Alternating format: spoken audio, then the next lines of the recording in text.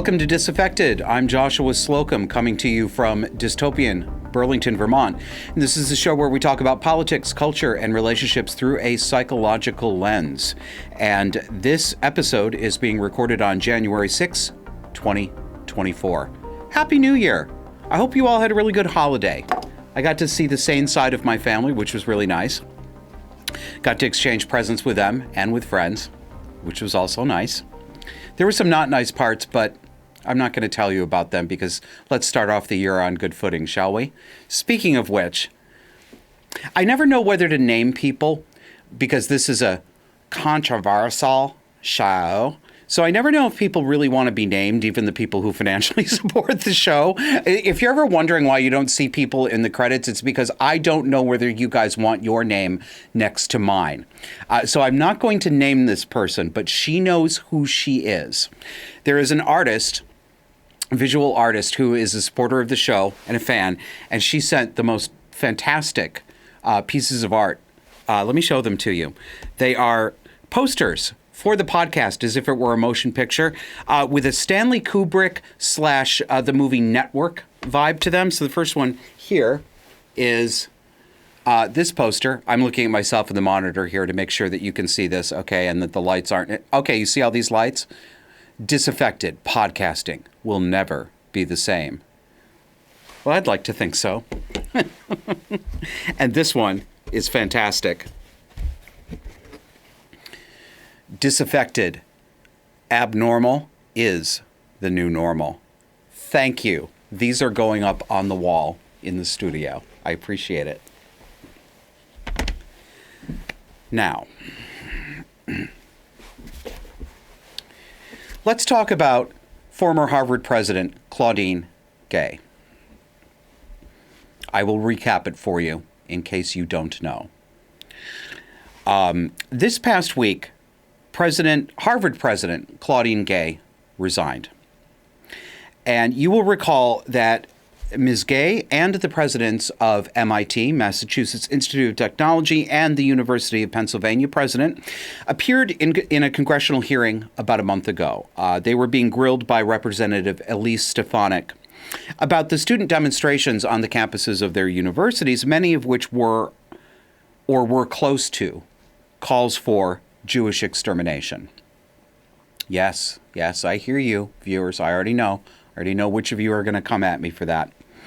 Sure, some of them were pro-Palestinian demonstrations or were called and labeled pro-Palestinian demonstrations. And yes, I do believe that many of the students involved meant simply to support Palestinians in Gaza, didn't mean to support terrorism, aren't calling for Jewish extermination. I realize that it is possible to be on that side, if you will, of this issue and not be a raging anti-Semite who wants people dead. I give you that, okay? However, those demonstrations went significantly farther than that for many people. Some of them were pro-Hamas, pro-terrorist demonstrations. And to that degree, calling them simply pro-Gaza, pro-Palestinian freedom is only true in the way that the Black Lives Matter riots were called by CNN, I think it was CNN, mostly peaceful protests. Now, all three presidents during that congressional hearing, all three university presidents refused to say that calling for the genocide of Jews was a violation of their campus conduct codes. Liz McGill, president of the University of Pennsylvania, resigned. Sally Kornbluth of MIT is still in her post, but this past week, Claudine Gay of Harvard finally resigned after significant pressure. And it was plagiarism that got her. It wasn't her feckless, well, feckless is a kind way to describe it. It wasn't her feckless testimony in front of Congress. It was the fact that she's an idea thief. So activist Chris Rufo, along with writer Chris Brunet, have been documenting Claudine Gay's plagiarism for at least a year. They've been writing about it on Substack, and they've been doing it with the specific and disclosed project. They've made no bones about it. The specific goal of getting her ousted, and it worked.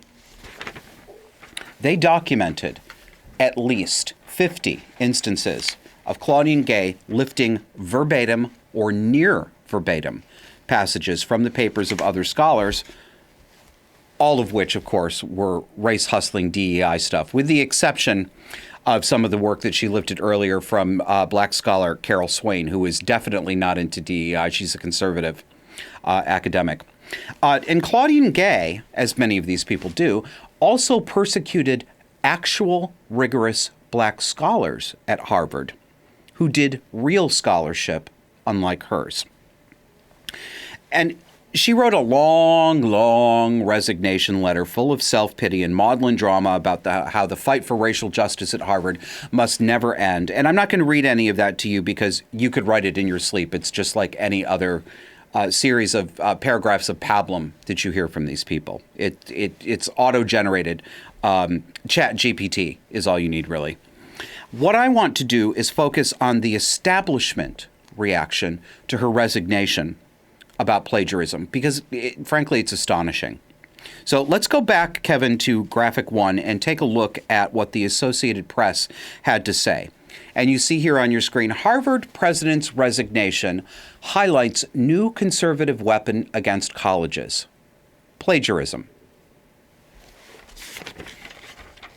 It's not, you see, that plagiarism is wrong, which it always has been seen as wrong, with universal agreement among colleges, universities, the media, universal agreement on that until this past week when Claudine Gay resigned. When an underqualified black diversity hire, a woman posing as a scholar, when she got caught doing it, then all of a sudden we no longer have universal agreement that plagiarism is the worst academic sin, worthy of expulsion in a student, worthy of yanking tenure in a tenured faculty member. No, it's a new conservative weapon, according to the Associated Press, against black women. Victims everywhere. I'm sure that they're sorry they couldn't get a trans in there too. Now, check out the Twitter community notes correction to that Associated Press post. This is one of the best things that Elon Musk did when he bought Twitter, putting up these so-called community notes that correct or add additional contextual information. Leftist cultists on Twitter can no longer escape public opinion. They can't engage in preference falsification, which is what they've been doing all up until Elon Musk bought Twitter, making it appear that their radical, hard left agenda, not even mainstream centrist, hard, radical left agenda, was agreed to by anyone and everyone who is a person of fine, moral, upstanding character. They can't do that anymore. So what does the community note say?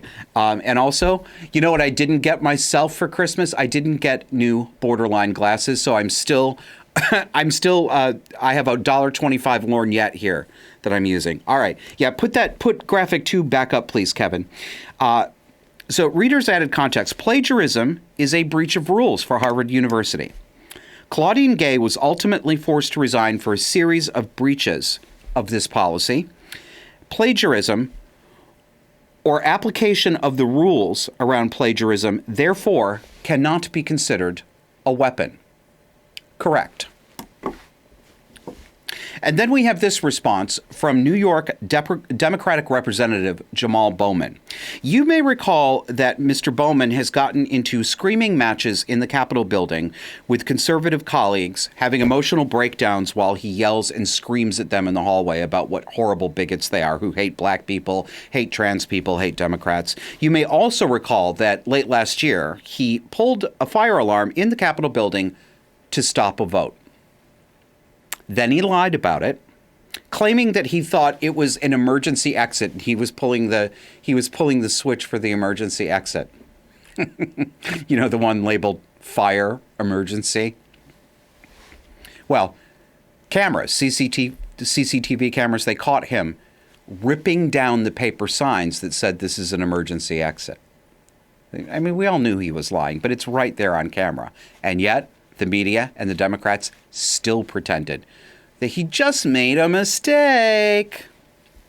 Well, he got off with a fine, a ridiculously small fine, and a suspended sentence for doing the exact thing that Democrats claim Donald Trump did when he allegedly started January 6 riots trying to obstruct the business of Congress. This is what they claim that Trump did that makes him an insurrectionist, because he told his supporters to, and I quote, peacefully and patriotically protest at the Capitol. That was an insurrection. Well, back to Jamal Bowman. Here's Jamal Bowman's reaction to Claudine Gay's resignation. He says, this isn't about plagiarism or anti-Semitism. This is about racism and intimidation. This makes no one safer. The only winners are fascists who bullied a brilliant and historic, I almost read histrionic, a brilliant and historic black woman into resignation. 2024 will be a battle for truth, democracy, and our shared humanity. I feel like I'm at a Peronist rally. This is a cluster B reversal, of course. This is a narcissistic reversal. It's racist, you see, to hold Claudine Gay to the same standards that even students at community colleges are expected to maintain.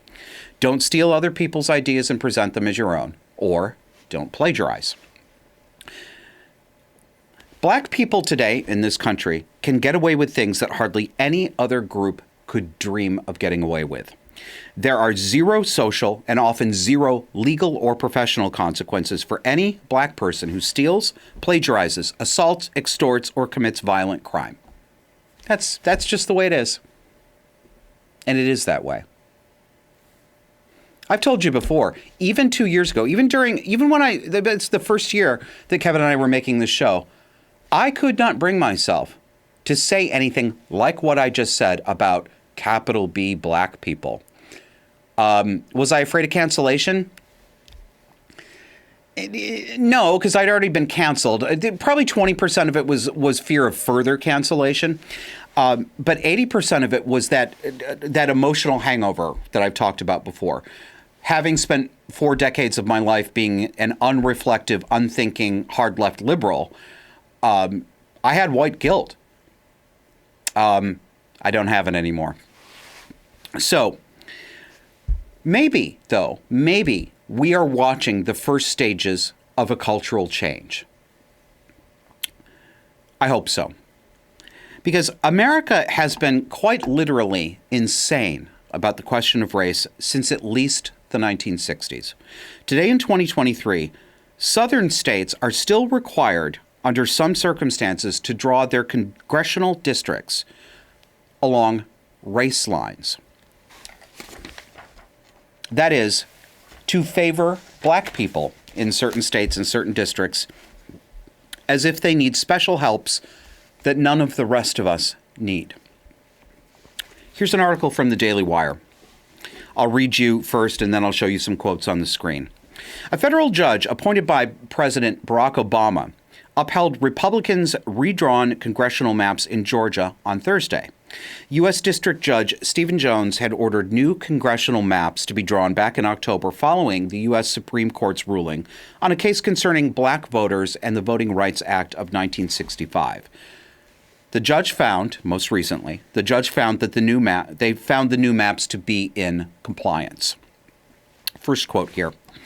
The court finds that the General Assembly fully complied with this court's order requiring the creation of black majority districts in the regions of the state where vote dilution was found, Judge Jones wrote in his order. Next quote. Jones's ruling in October said that numerous state and congressional districts created in 2021 violated the Voting Rights Act and discriminated against black voters. GPB News noted, adding that the GOP-controlled General Assembly was then tasked with creating new maps that included an additional majority black congressional district, 2 additional majority black state Senate districts and 5 new majority black districts in the state House. That is the House of Representatives in the state. No, not the state. The U.S. House of Representatives. Excuse me. Why do we need black majority districts? I actually did a double take when I read that. And not just because the original quote carried the capital B, which I don't do. Black majority districts. We're talking about that like it's normal. That's just normal. What? Why are black voters entitled to this? Imagine the screaming, and imagine the actual violent riots that would happen if anyone even spoke about the possibility, hypothetically, of creating white majority voting districts. This is naked racism. It treats black people as if they are all one person with one set of concerns, all with the same interests, and that those interests are different from normal American voter interests that the rest of us non-black people have, allegedly. Certainly, they have different interests from white voters. We are, I assume, expected to believe. What are those interests? And what the hell do they have to do with the skin color of the voter? It's 2023. Why are we still doing this? When are we going to stop doing this? You know, having spent 20 years working in a nonprofit, a human services nonprofit, the majority of whose governing board and volunteer corps were made up of lefty liberals, baby boom era lefty liberals, I got to know a lot of people who were young in the 60s. And these were people who volunteered, some of them to go down south and work on black voter registration drives, to stand up for black people, to march with them if there was a lunch counter protest, all sorts of things like this. Sort of like and some of them participated in what you might call a 1960s version of an underground railroad, where they would help ferry young black activists. These are all college age people in the 60s, you know, from one place to another through racially hostile territory during the era of the civil rights movement. And in talking to these people, many of whom really were good-hearted people. They really did believe in their vision of social justice. It wasn't necessary. How do I say this? There were definitely some narcissistic and Machiavellian people who were doing this to be perceived as saviors. And there were a lot of people who weren't necessarily extraordinarily narcissistic, but they had an interest, again, in being seen to be good white people. But in talking to these people over the years, you know, getting up into their 70s and 80s, they were still talking about the South today in the 21st century as if it were the same South that it was in the 50s or 60s. I could detect no awareness among them that it wasn't actually dangerous for black people to drive through the majority of the South. Really? They really thought that the South was full of what we call sundown towns. You know, you better be out of town if you're black by the time the sun goes down or you're going to get lynched. This is disconnection from reality. Why? Here's one hypothesis. I'm sure there are other factors, but this one occurs to me. Baby boomers seem to build their identity on saving the world, what they called saving the world. And why did they do that? In order to compete with their parents, the silent generation, who actually had to sacrifice during World War II to help save the world from the Nazis. I really do think it's that cheap. I do. And today, in 2024, I'm going to be doing this for a couple of weeks.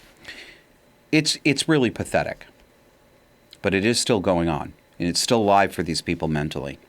We see America's racial hysteria in the reaction to a recent appearance in front of voters, some kind of town hall style meeting by Republican presidential candidate Nikki Haley. And here's Haley at a campaign appearance being asked what the cause of the Civil War was. Please What was the cause of the United States Civil War?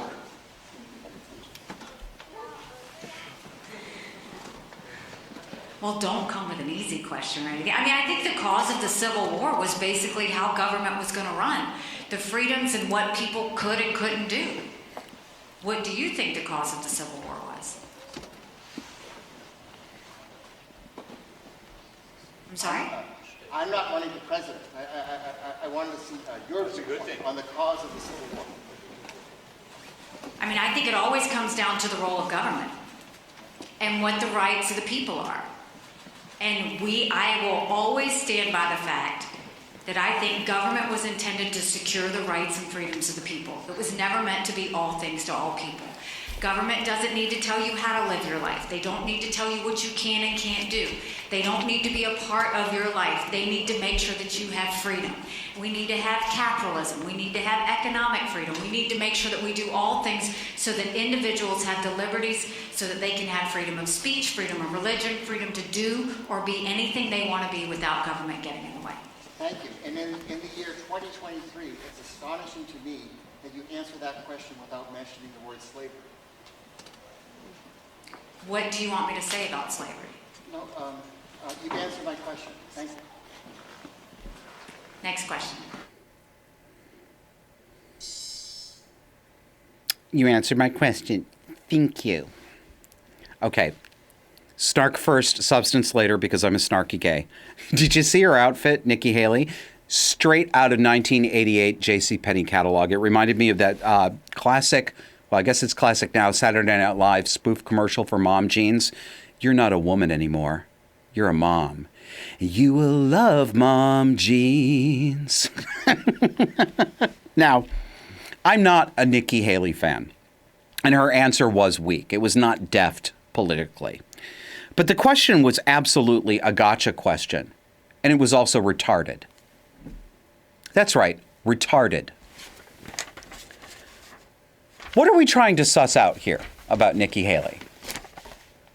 That slavery was bad? That Nikki Haley doesn't approve of chattel slavery? We're still doing this more than 150 years after the end of the Civil War. Yes, we are still doing this. Because we, Americans, have full-blown hypochondria about racism. It's a legitimate societal mental illness, and we've been suffering from it, again, since at least the 1960s. If we could all step back and see this from the outside, we would see what lunacy this is. And the Democrats, of course, are right on script. Here's Democratic National Committee Chairman Jamie Harrison talking to the publication The Hill. He called Haley's answer, quote, a slap in the face to black voters. And of course, as you see on your screen, he looks exactly like you'd expect him to look. Black power now. Ah! Ah, power.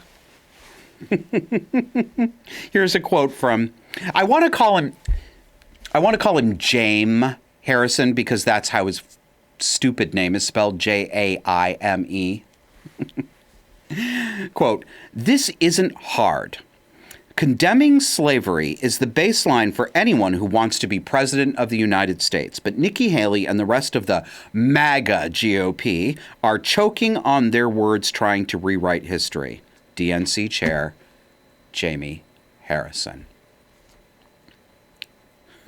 So everybody who wants to be president has to come out. Is this like a swearing in where you have to put your hand on the Bible or maybe the book of Kwanzaa rules and say, slavery is not acceptable. May I please advance to the next stage of the presidency? Like I said, retarded. These people have nothing but confected outrage. They do not want a non-racist society. They do not want a colorblind society. They don't want what Martin Luther King wanted. They do not want equality. They don't. They want a perpetual state and perception of victimhood for black people because that is how they make their money, and that is how they climb the social ladder, and that is how they climb the political ladder. They are abusers, and they are narcissists. Time for a break. We'll see you on the other side.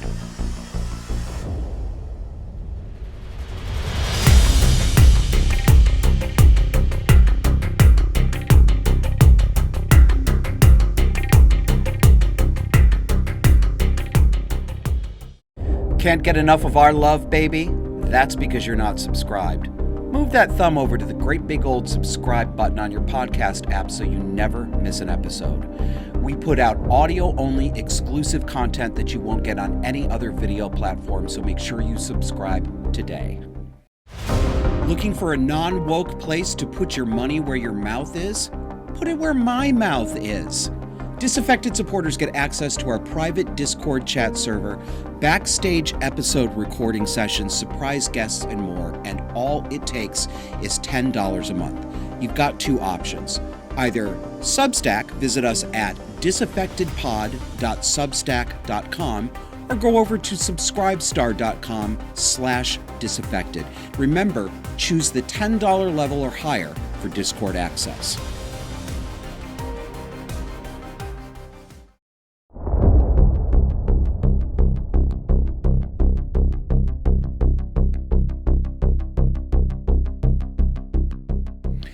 Welcome back.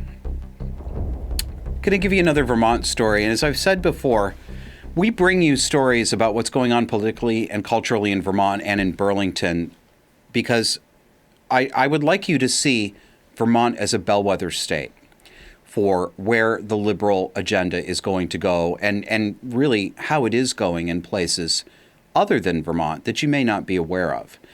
Because, you know, the old phrase about California, that all new things, all good things, all bad things start in California. Well, there's a lot of truth to that.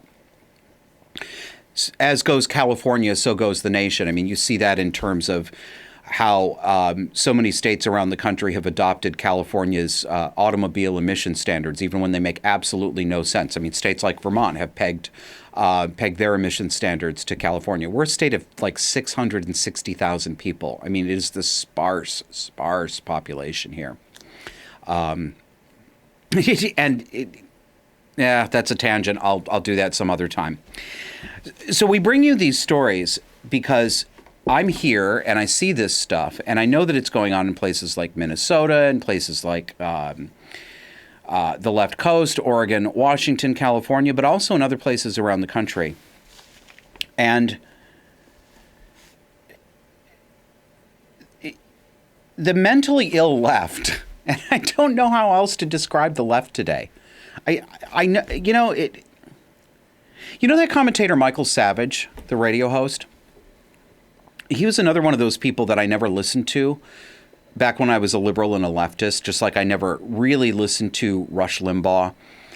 I had opinions about them. I thought they were horrible, capital B, bad men, because I'd heard one or two of the same sound bites recycled over and over and over. I heard one of Rush Limbaugh's jokes about AIDS, which now I find hysterically funny. But I never actually listened to them. But I remember the first time somebody turned on Michael Savage on the radio, and I heard him repeat his frequent claim that leftism or liberalism is a mental illness. And of course, I had that immediate emotional reaction to that. How dare you, you bastard, patriarchal, right-wing, evil scum, fascist, you know. I was a puppet. Well, I am Michael Savage. Because I don't know how else to describe the left. And not like how I started on this show with Kevin in 2021 when we first started, when I used to say the hard left or the radical left or the woke left. That's gone. The radical hard woke left is now the mainstream left, has been for a couple of years now. I don't know how else to describe them. But the mentally ill left wants no part of America unsullied by their insanity and their depravity. Here's a happy story that ran just a few days ago. I think it was January 4th, from our local CBS television affiliate, WCAX in Burlington, Vermont. What you're going to see here, this is a story about monetary grants for 8 lucky rural libraries. Keep rural in your head here, so that they can get a free drag queen story hour. You know what that is, right? That's when drag queens dress up in drag and read stories to children at libraries or in classrooms, because how else will the children learn their ABCs? Certainly not at school. They're not going to learn how to read in school because they're using that whole language crap. Nobody uses phonics anymore, which is why Gen Zs and half of millennials are illiterate. So while you watch this story, it's about 3.5 minutes, I want you to please pay attention to a couple of things. Number one, look, take visual notice of the people, the subjects depicted in this story. Notice their apparent physical health and notice their weight. Yes, their weight. From the children to the parents, to the advocates, to the performers, to the adults standing around. Just look at these people. And then listen to their voices. Notice the similarity of the vocal affectations and the accent that they use, no matter who they are. You can roll that now, please, Kevin. Is bringing Drag Story Hour to more communities. The Vermont chapter of Drag Story Hour says the library readings of kids' books provide representation and education for queer youth. But some believe drag isn't for kids and should stay in the nightclub. As Laura Ullman reports, the new effort puts Drag Story Hour in rural communities where it has faced the most opposition. Just add glitter! Silly stories, arts and crafts, and plenty of glitter. You know why you sparkle? Why? Because of the kindness in your heart, because of the imagination in your brain. Learning with laughs. I like it because it includes some really fun stories to listen to, and both Emoji, Nightmare, and Cat all really funny people. Dax Doobie, who uses they/them pronouns, has been going to Drag Story Hour since they were 2. Mom, Hillary Doobie, says Drag Story Hour has allowed her child to express their gender identity in a positive and authentic way. They're completely themselves all the time, and it's really cool to see that celebrated in spaces like this. It's something Justin Marsh, known as Emoji Nightmare in Drag, wishes they had as a kid. I was a queer kid in rural Vermont, and this wasn't available to me. Marsh grew up on a farm in Cambridge. In the 90s, they say there weren't resources for LGBTQ kids to learn about their identities. I think that's what's really important about not only Drag Story Hour, but organizations like Outrage Vermont. They're really allowing space for youth to arm themselves with the knowledge of gender and sexuality. Marsh hosts Drag Story Hour with Kat Redness, known as Katniss Everqueer in drag. Bodies are cool. The two have done events across Vermont and into New York and New Hampshire. The program not only includes reading, but also dancing and sign language. The books highlight LGBTQ history makers, non-binary identity, trauma recovery, and body positivity. At story hours, especially when we're going to really rural areas, it might be the first time that a family or a child has seen themselves represented or seen their neighbor represented, or that just gives them language to express their feelings. Now, thanks to cash from the Vermont Community Fund, they plan to bring Drag Story Hours to more rural communities that may not have the resources to cover the cost. But rural areas are where these queens say they face the most backlash. It's traditionally an adult entertainment. Leon Rideout is a parent and veteran in Lancaster, New Hampshire. He was one of the voices that inspired Lancaster's library board to cancel Drag Story Hour earlier this year.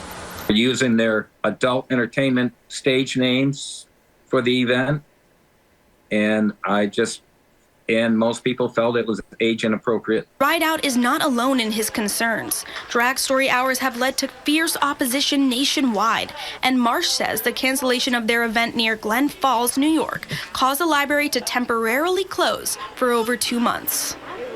Anyone who actually showed up here would know that what this is pure care for community, pure silliness, character, and a ton of glitter. Redness and Marsh say, like actors, they adapt to their audiences. If we're around children, if children are around us, we're going to speak a little bit differently than we might be if we were just hanging out with our friends at night or out at a restaurant or at a bar.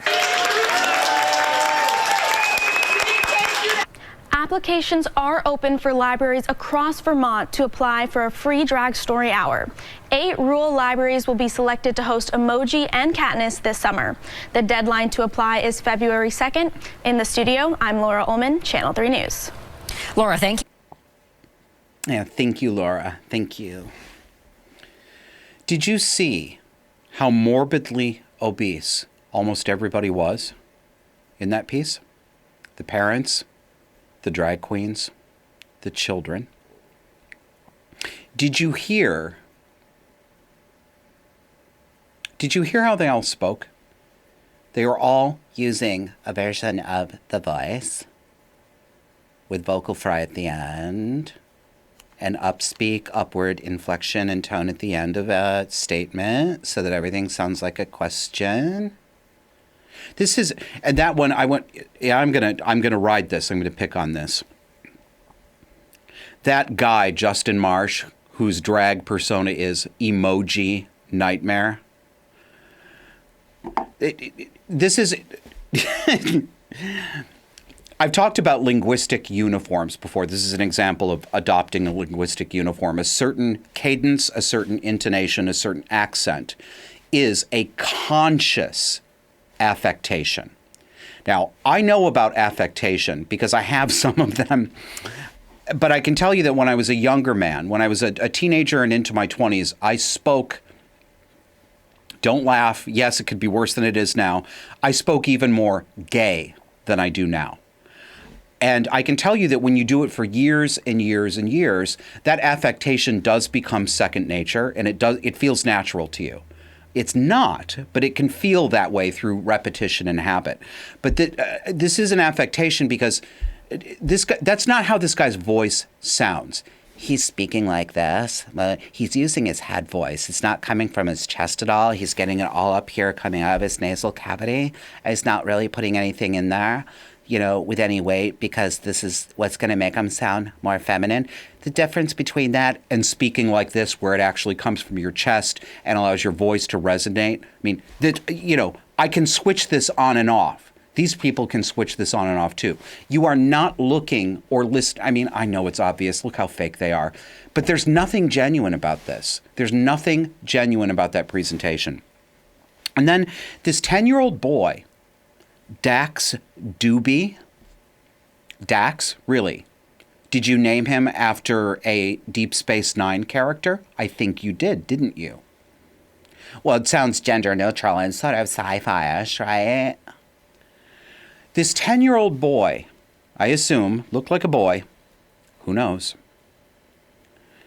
is so fat at 10 years old that he's got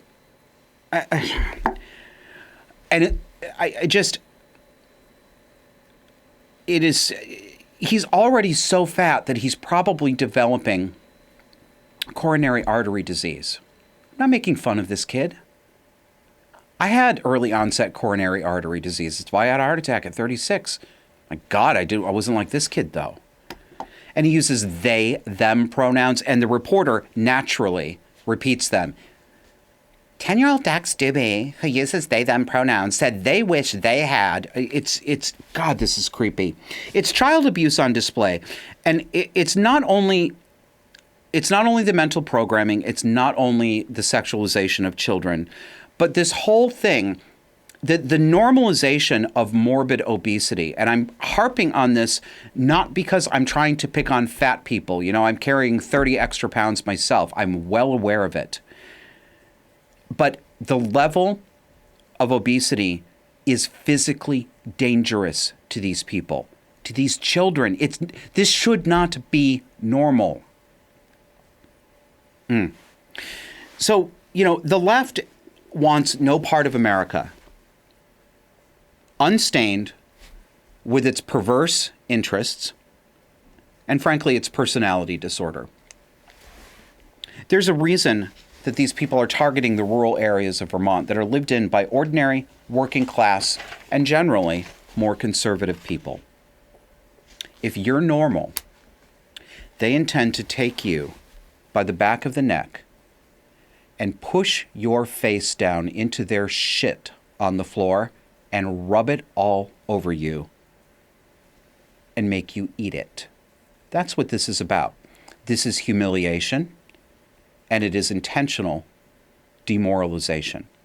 They want no place, no hamlet, no village, no farm, no region. They want you to have no escape. But especially, they want your children to have no escape. All right, we're going to close out this, and we're going to come back to finish out the show. This is a good time. This is one of the Get Your Notebook episodes. We are going to take you through an actual exchange with somebody who almost certainly has borderline personality disorder, and we're doing it because it's going to show you some of the tells and some of the early warning signs that you can pick up on that will help inform whether or not you want to remain in contact with somebody or whether you want to get out of Dodge. So see us after the break.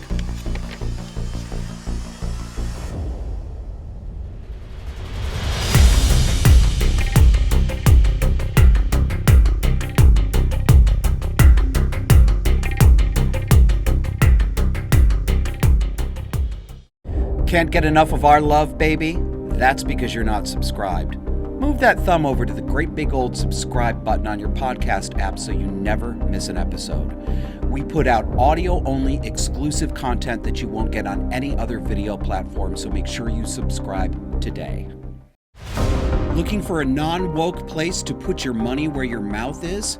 Put it where my mouth is. Disaffected supporters get access to our private Discord chat server, backstage episode recording sessions, surprise guests, and more, and all it takes is $10 a month. You've got two options. Either Substack, visit us at disaffectedpod.substack.com, or go over to subscribestar.com/disaffected. Remember, choose the $10 level or higher for Discord access.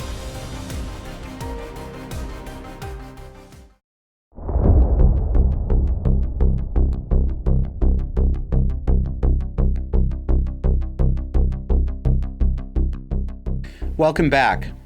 Again, get out your notebooks. This is a good one to take notes on. I'm calling it Borderline Breakdown.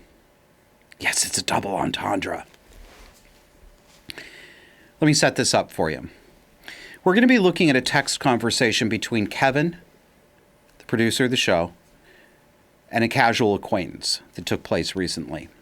I'm going to give the guy a pseudonym. We're not going to show him. He's not a public figure. We're not going to invade his privacy. I'm going to call him Roger. The acquaintance is Roger. Now, Kevin, we have discovered in talking to each other, is something of a cluster B magnet. He seems to enjoy interacting with them. On this show, we talk about how to detect cluster B type behavior in communications, and we try to tell you what some of the tells are so that you can get an early warning and you can decide if you want to go further communicating or having a relationship with somebody. And this is something I also talk about in my consulting, my private coaching and consulting practice, which you can find at joshuaslocum.net. You can book me for an hour if you want to talk to somebody who knows cluster B inside and out.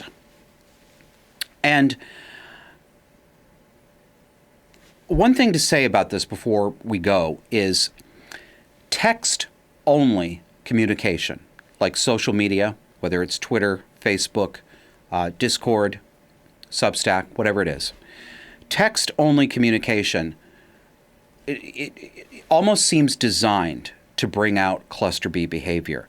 There are lots and lots of people who are not actually globally personality disordered, but they will act in cluster B ways on social media. It's happened to me. It happens to a lot of people. There's something about the way it's set up, the lack of contextual cues, the fact that text-only communication, social media appeals to our vulnerabilities, our vanities, our fears, our defensiveness. It brings out the kinds of behaviors that when you see them consistently in a person across all domains, you would say, it looks like that person has a personality disorder. So some of that is an artifact of text-only communication. We have to grant that right away. But what you're going to see here goes beyond that. Sometimes you can start to get little cluster B clues in conversations. It starts light and then it ramps up. This is most of a conversation between Kevin and Roger. Here's how it went. And you know what? No, I'm going to save the description for later because I don't want to prime you. Which means this is why I do paper. Also, because if an iPad breaks, I'll just have a breakdown on camera and start screaming about technology and how I'm not going to take it anymore. My God, how many pages do I have? Description. Okay. Let's start out with the beginning of this text exchange. So we'll put it up on your screen here. Roger says, "Hey, sorry." He's texting Kevin. Roger texts Kevin, "Hey, sorry, I was sleeping earlier. I see you're dating someone in the last pic." He means the last picture that Kevin sent him. "Good for you. You look good. How did the house come out? I'd love to see it and smoke. I'm really depressed and could use a friend to talk to." Kevin responds, "The second person who thought that was someone I was dating." He means you are the second person who thought that person in the picture was someone I was dating. That's actually the autistic kid I was taking care of. We were on a road trip and I was trying to produce a show from the hotel. Roger responds, "I don't know any of that since you stopped talking to me after losing your phone." Here we go. "I don't know any of that since you stopped talking to me after losing your phone." We start right out. Do you hear the accusatory tone? This is something you did to me.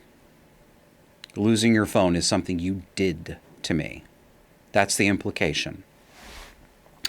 And notice that it doesn't even make sense because Kevin can't talk to Roger if he's lost his phone and lost his contacts, which is what happened, right?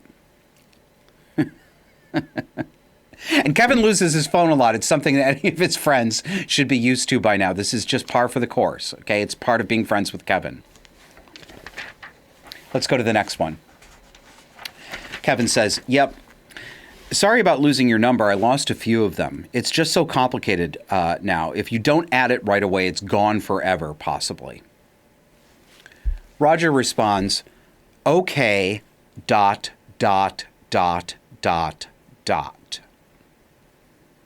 Adding my number is complicated? I'm confused on your last few words. Do you feel it? Do you feel it in your gut? Those of you, especially those of you who come from cluster B homes, do you feel it? Because as soon as Kevin showed me this exchange, I could feel it in my gut. I know what this is. I know where it's going." So he goes, "Okay, ... That's suggesting that Kevin said something unbelievable or something obviously false. Where's that coming from?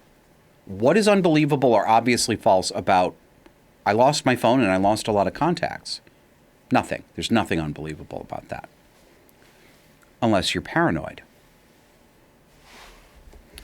Adding my number is complicated?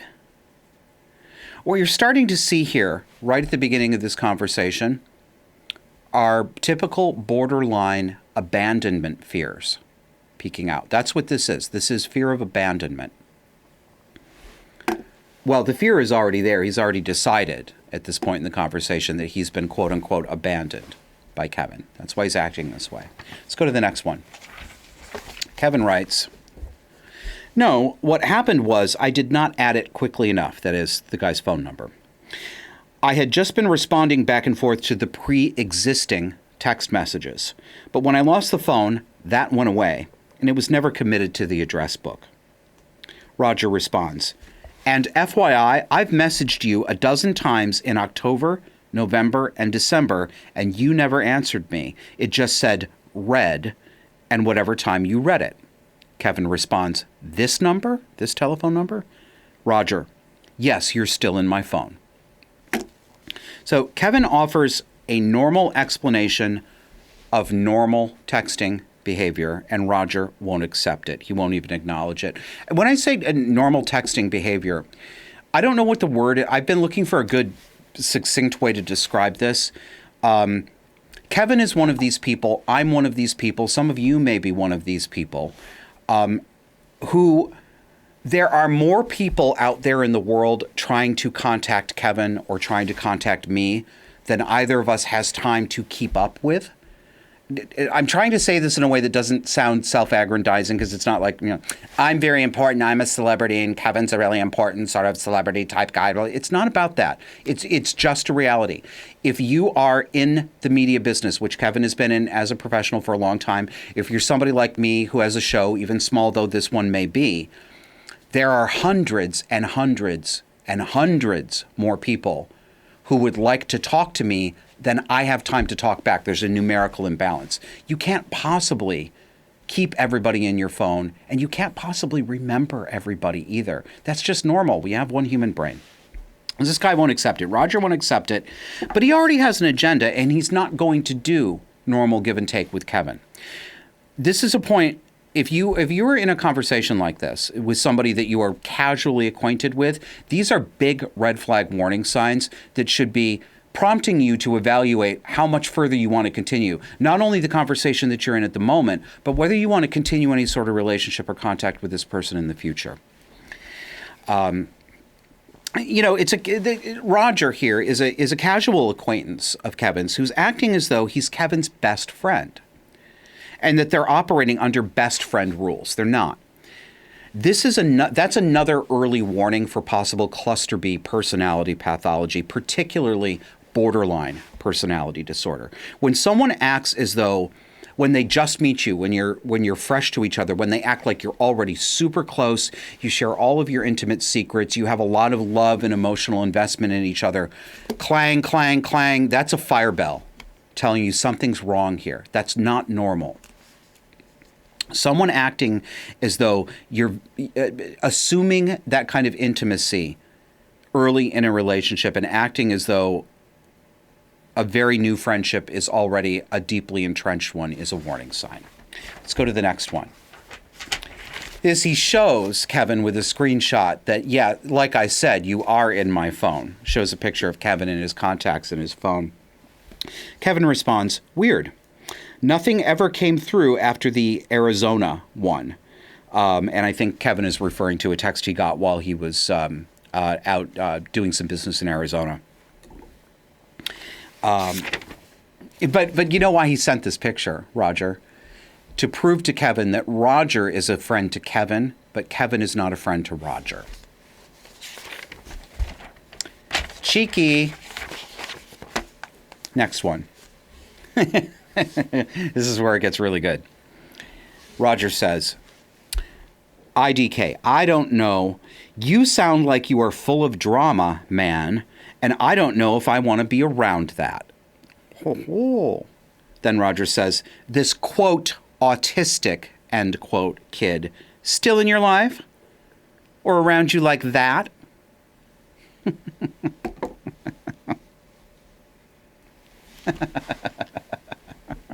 Actually, I'll just let Kevin speak for it. I won't narrate this for you. This is Kevin's response. Projection. You are always full of drama, and you are projecting it onto me because of some confusing text message that said it was apologizing for my drugged behavior. Please. Kevin continues. Second of all, there's no reason to put scare quotes around the word autistic. He is, in fact, autistic. It does not need quotes because it is a thing. Notice the reversal.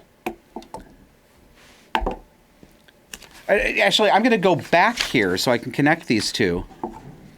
Kevin's last thing he said before this started up, nothing ever came through after that text from Arizona. And Roger's immediate response is, I don't know, you sound like you are full of drama, man, and I don't want to be around that. You sound like you're full of drama, he says to Kevin. Now, audience, who in this conversation strikes you as the more dramatic of the two parties? Kevin or Roger? And also, these are highlights of the conversation. We couldn't get every single text in here and still have it make sense because it assumed a lot of knowledge outside of here. But we have done our best to put this in chronological order and make it make sense. We're not leaving out anything intentionally that would color the meaning or to make this guy look bad. So you'll simply have to trust us.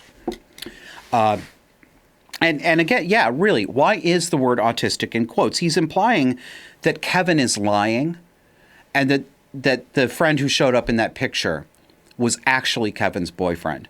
I can tell you that I know both of these men. I know Kevin and I know that, not Roger, I've never met Roger, but I do know the friend who was depicted in that picture.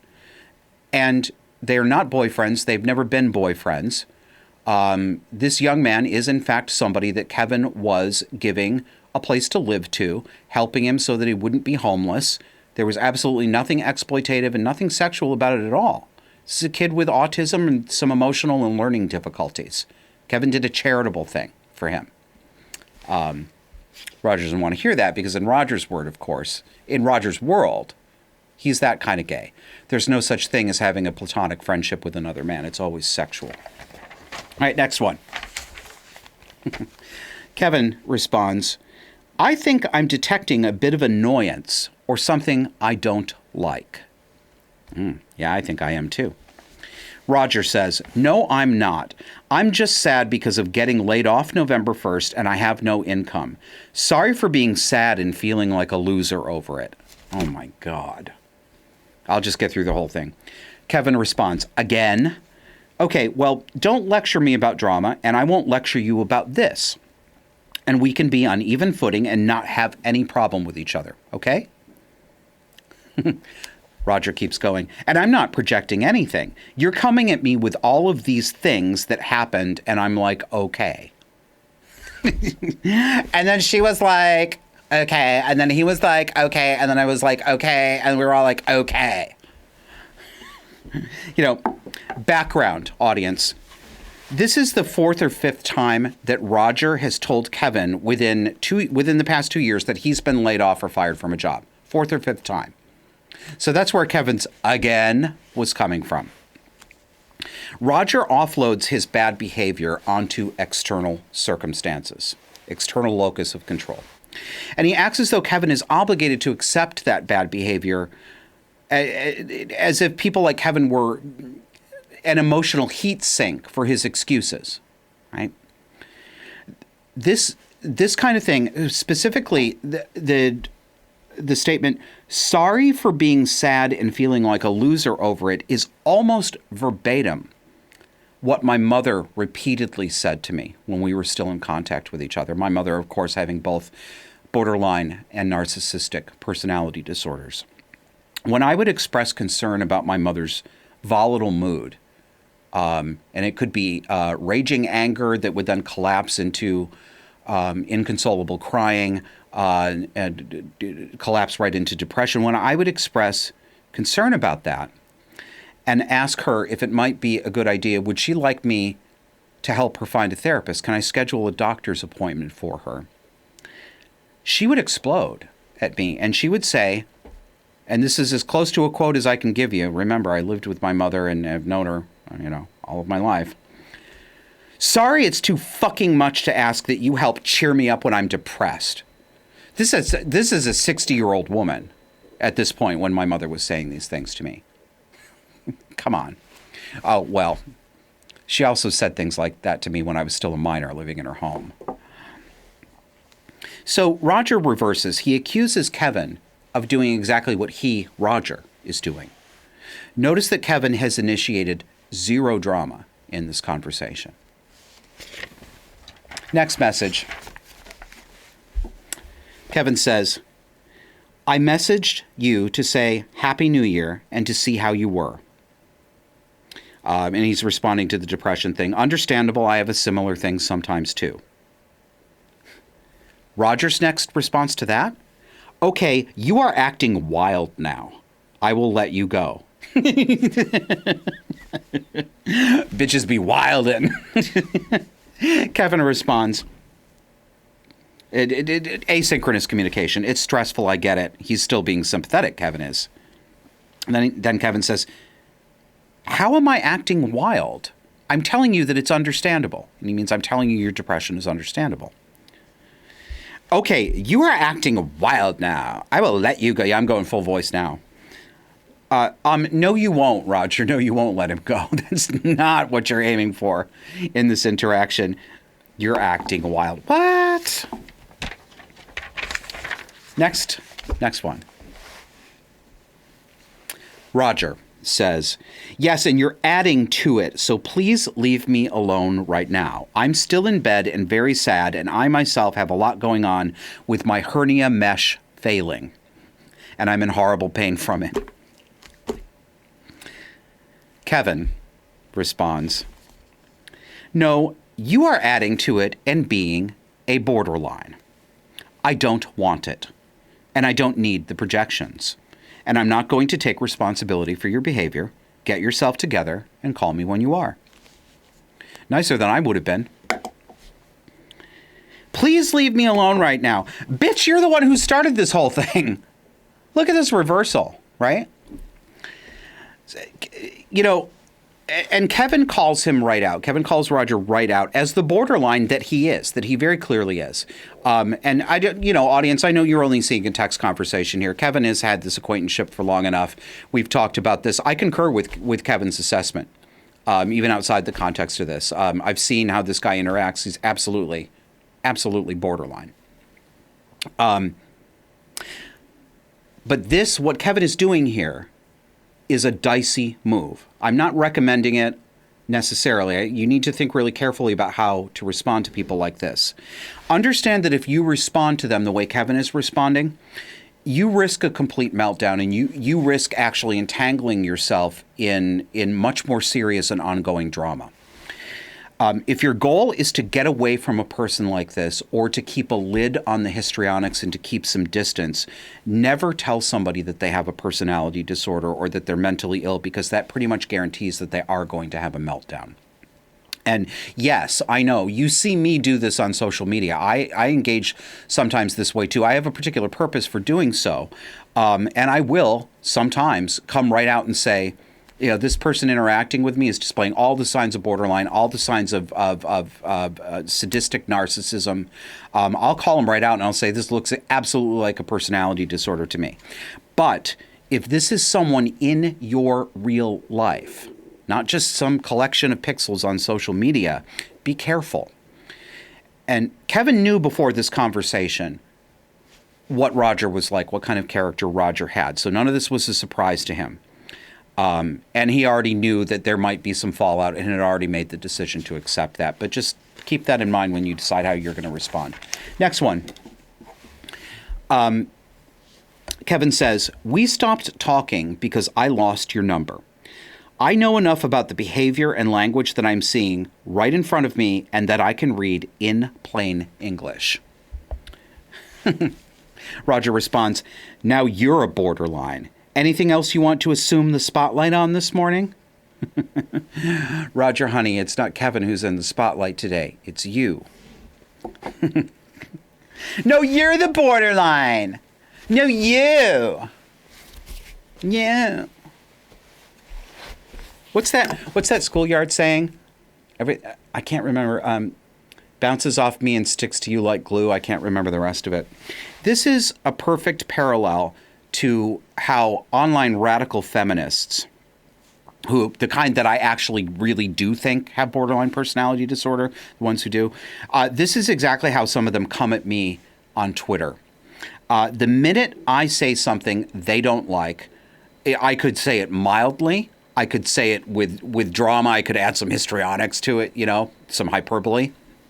It doesn't matter. Doesn't matter my tone. Doesn't matter how reasonable my observation is. If it's something they don't like because it criticizes a woman's behavior, they immediately come and say, you're the cluster B, Josh. You're the cluster B. You say everybody has a personality disorder. I got one last night from an obnoxious, very smart, and it's unfortunate that her character is what it is, but I got one from a very online radical feminist last night who just responded like really acontextually to one of my tweets. Like, well, who isn't cluster B in your world? Josh, who isn't? I'm like, what are you even talking about? And then, of course, it was like, and then one of her friends was like, you're the borderline. You're doing it. You're doing it. It was practically spittlefleck, full of misspellings and odd, like, all capitalized words and all this sort of stuff. And my tweet wasn't even, there was nothing crazy about what I said. Anyway, moving along. Next one. We're getting to the end of this, but I hope you're learning something. Roger says, I'm going to let you go. You are totally on drugs, and I'm not getting involved with you. You need help, man. Leave me out of your life. Kevin responds, none of this is the problem right now. The problem is your stress because of the job and the income. Let's just stop this for now and talk later. Roger responds, no talking ever again or later. And then Kevin responds, projective identification. As a reminder, projective identification is when somebody projects their bad characteristics onto somebody else who's not displaying those characteristics to the point that they provoke that other party into behaving badly or losing their temper so that they can become the actual villain that that person wanted them to be in the first place. That's exactly what Roger is doing. Trying to do anyway. You're on drugs. Where is that coming from? Where is that coming from? You need help? Leave me out of your life? Huh? Notice that Kevin, throughout this conversation, has given Roger several off-ramps. He's actually been very kind. He may have been direct about the borderline thing, but he's given him plenty of opportunities to back down gracefully and to save a little bit of face. He didn't have to do that, but he did do it. Roger won't take that. He won't have any of that. Goodbye forever! Next one. Roger continues, you aren't helping anything. Kevin says, I don't need to help anything. I'm just not going to be under attack with bullshit. Roger, Kevin, you're not a doctor. You're an at-home TV cameraman. Please stop. Reminded of Mink Stole from Serial Mom, I'm a divorced woman. Please help me. Kevin responds to that, you're not a doctor, you're an at-home TV cameraman.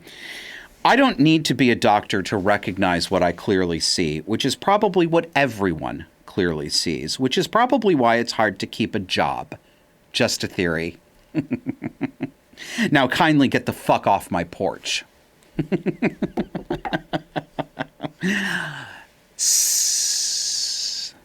You're not helping anything, Roger says. Look, it's Kevin's job to help him. In what way and why? You're not a doctor. This is don't diagnose. That's just don't diagnose.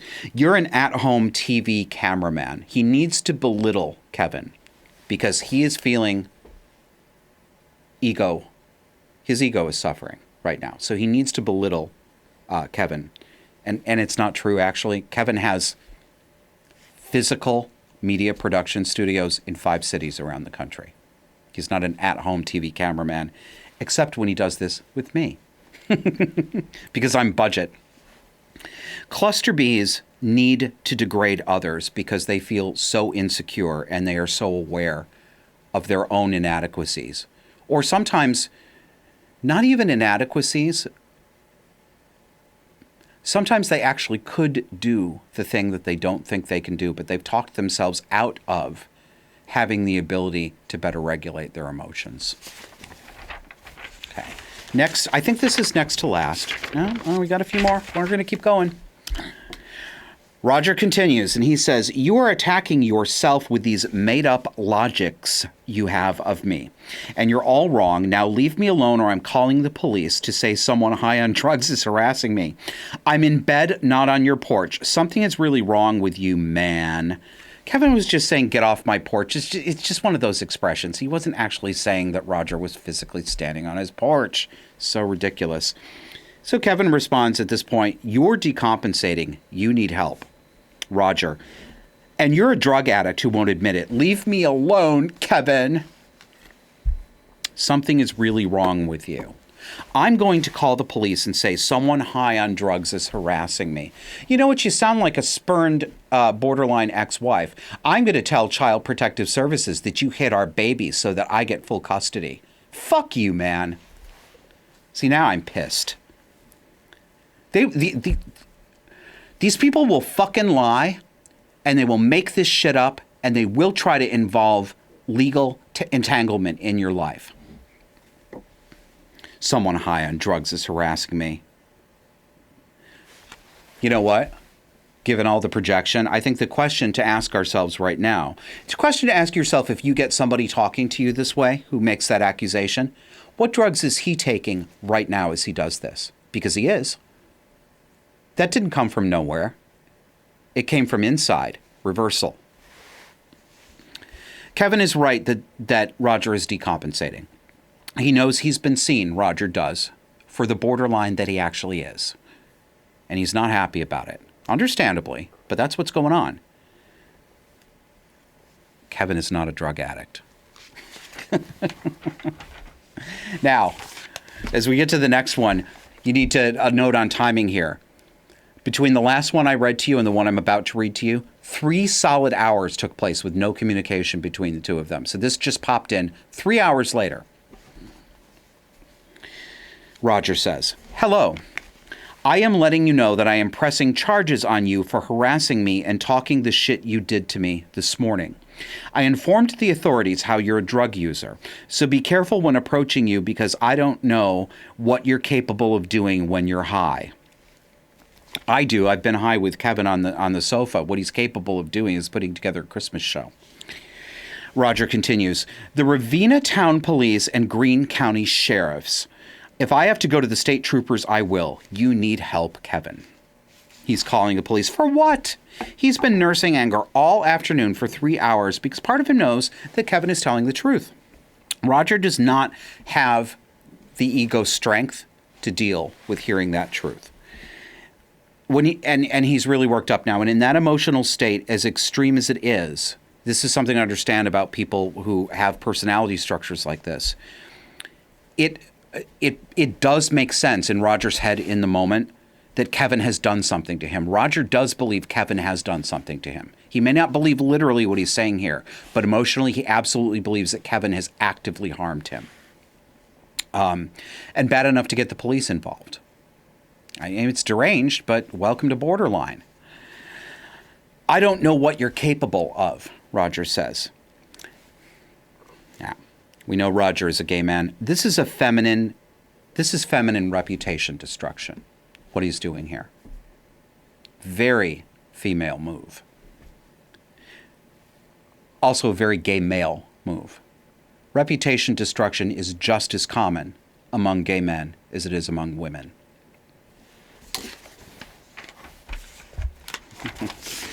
We are coming up on the final one here. This is what Kevin left him with. LOL, exclamation, exclamation. You sad borderline. You won't press shit. You are still going out of your way to message me right now. Would a victim of harassment do that? No one did anything to you. No one's on drugs. No one here but you is dangerous. You have a severe cluster B personality disorder. You lie. You reverse the truth. You project. You gaslight. You really could not be a more textbook case of borderline personality disorder than you are. Do whatever you like. But now I'm telling you not to contact me any further.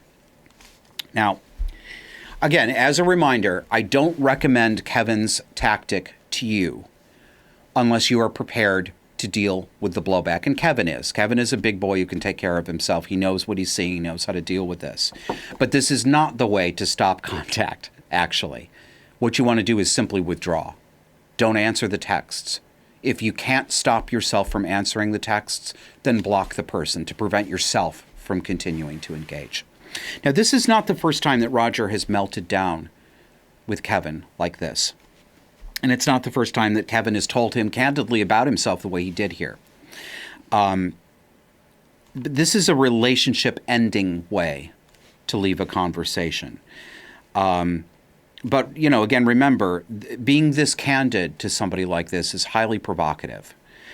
And I don't recommend it unless you are very, very certain that the person you're dealing with is not dangerous and is not going to keep stoking the drama and perhaps involving you in legal consequences.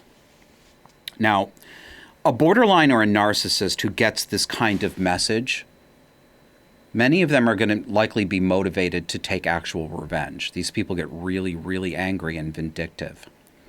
So bear that in mind. What Kevin did, I say purely descriptively, he inflicted a narcissistic injury on Roger. He wounded his ego. He hit him where he lives. And what's Roger's future likely to be if he continues to process emotion and express it this way? Let me tell you what Roger looks like. And I'm not even trying to make fun here. It's the way it is. Kevin showed me his picture. I'd never seen the guy before. I'd seen some of his texts, but never seen his picture. Screams borderline personality disorder. Yes, I know. Yes, I know. You can't diagnose based on a picture. I get it, right? But he's, I don't know, 35 years old, very, very thin gay man, a little awkward looking, neon bleached hair, like, you know, like bright, like I bleached my hair. I want you to notice that I have bleached blonde hair. Neck tattoos, upper chest tattoos, really strange ones, little hearts and stuff like that, that he specifically features. He wants you to see them because he wears these skimpy, very feminine tank tops, like spaghetti strap, almost tank tops. I mean, and he's got the big cluster B eyes, the big wide open eyes in the selfies, right? You know, normal people don't take selfies like this. Borderlines do. So what is his future likely to be? Emotional turmoil, more emotional turmoil, repeated job loss, loneliness, likely drug or alcohol addiction, which he probably already has, and sadly, a shortened lifespan because of the way he lives and chronic diseases or stress that's going to get him, or potentially suicide. Borderline personality disorder is the mental illness with the highest, and I ask you to forgive me before I say this word because I don't mean it with the connotations that it might sound like. Borderline personality disorder is the mental illness with the highest successful suicide completion rate. About 10% of diagnosed borderlines do end up killing themselves. It's higher, to my knowledge, than any other mental illness that gets tracked this way. It can be a death sentence. So that is your lesson. If you've experienced anything like this, you want to talk about it, leave a comment underneath this video. If you've got a person in your life like this, or somebody that reminds you of this, you want to talk to somebody about it privately, you can book an hour with me at joshuaslocum.net. And that brings us to the end of Disaffected. Again, first show of 2024. Happy New Year. We'll see you next week.